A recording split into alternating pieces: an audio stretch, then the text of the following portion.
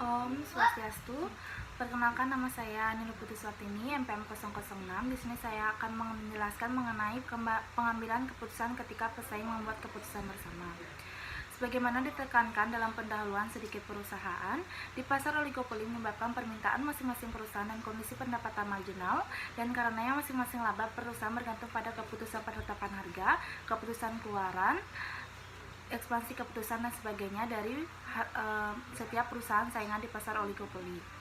Hasilnya saling ketergantungan dan perilaku strategis membuat keputusan jauh lebih rumit dan tidak pasti untuk membuat keputusan terbaik yang mereka bisa ketika setiap perusahaan berusaha mengantisipasi keputusan dari setiap perusahaan lain.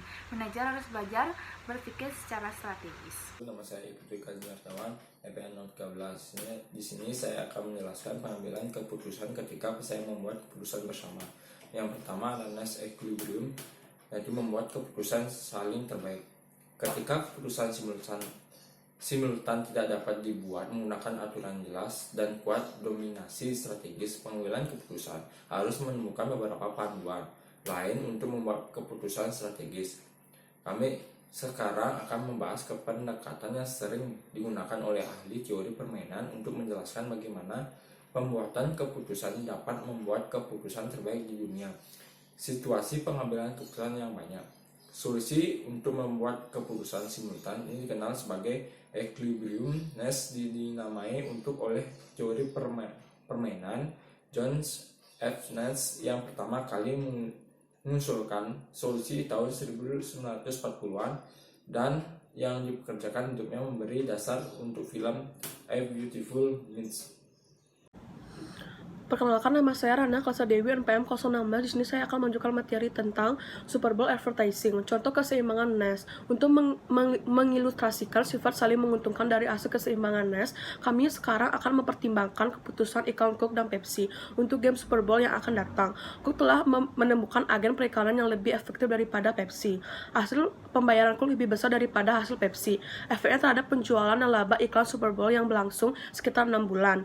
Jadi hadiah dalam jutaan dolar untuk paruh pertama tahun ini, karena permainan Super Bowl akan dimainkan pada Januari.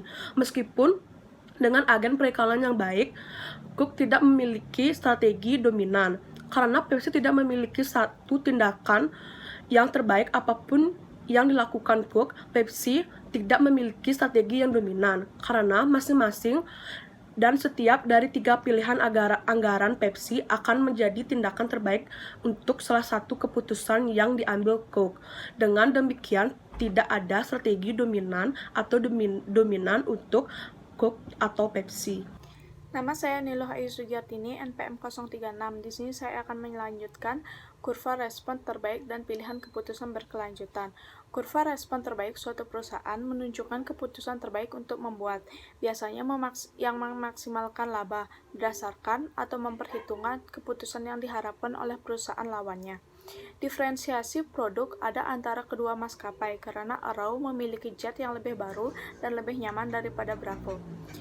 Selanjutnya ada strategi ketika saingan membuat keputusan berurutan. Proses alami dari beberapa keputusan membutuhkan suatu perusahaan untuk membuat keputusan, dan kemudian perusahaan saingan mengetahui tindakan yang diambil oleh perusahaan pertama.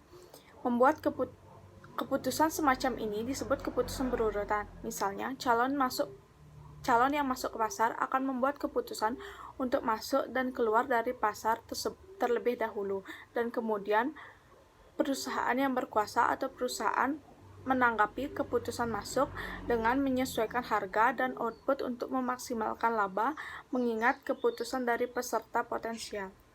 Saya Gede Fania Utami, NPM 622. Di sini saya akan menjelaskan tentang kerjasama dalam keputusan strategis berulang. Para oligopolis yang mengejar keuntungan pribadi mereka dapat dan seringkali berakhir lebih buruk daripada jika mereka tidak mau bekerja sama. Situasi ini analog seperti membagi kue. Orang-orang berjuang untuk mendapatkan kue dengan porsi yang lebih besar, tetapi dalam pergaulan itu, beberapa kue tersebut terlempar dari meja dan jatuh ke lantai, dan mereka akhirnya mendapat kue yang lebih kecil.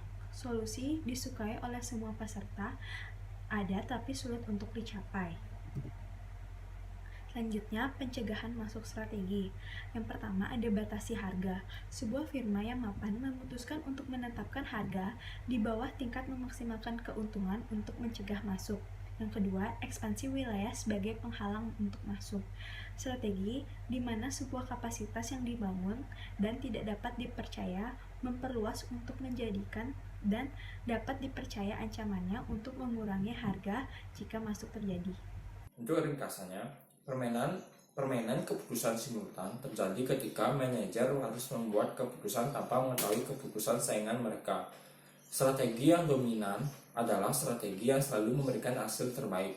Apapun keputusan yang dibuat saingan, equilibrium strategi dominan ada ketika semua pembuatan keputusan memiliki strategi dominan untuk memainkannya.